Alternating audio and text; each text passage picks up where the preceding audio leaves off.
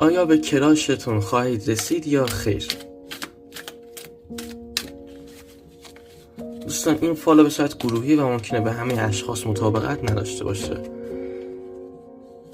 ببینید یه انتظار ازتون میبینم که خیلی منتظر موندین تا برسه.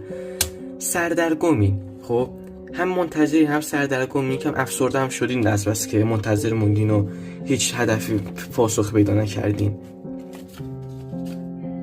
خب گویاش کلاش شما پدرتون مطلع از این موضوع و این پدرتون یکم مانع شماست که نمیذاره مثلا با اون شخص در ارتباط باشین، در رابطه باشین و گویا خود شخص نمیدونه ها شما بهش عاشقین، ولی پدرتون میدونه این موضوع رو و شما اجازهشو نمیده.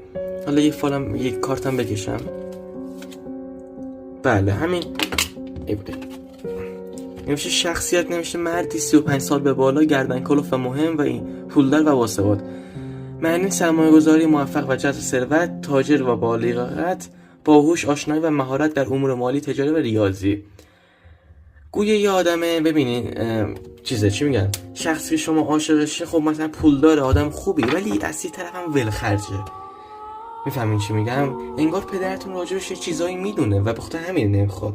اکثرا پدرها واسه افراد پولدار حاضرن ازدواج داشته باشن، ولی این شخص انگار یک موردی داره که پدرتون اجازه نمیده، چون هم مثبت باشه هم نتونیم بهش برسیم و پدرتون نظاره یه علتی داره، چون معنی مخالف بی‌مسئولیتی و ولخرجی نوشته بود، بی‌ایمانی، بی‌اعتقادی و آره خلاص شما سردرگمی و پدرتون مانع اینه و احتمالاً کسی که روش کلاشن آدم مناسبی نیست از نظر پدرتون.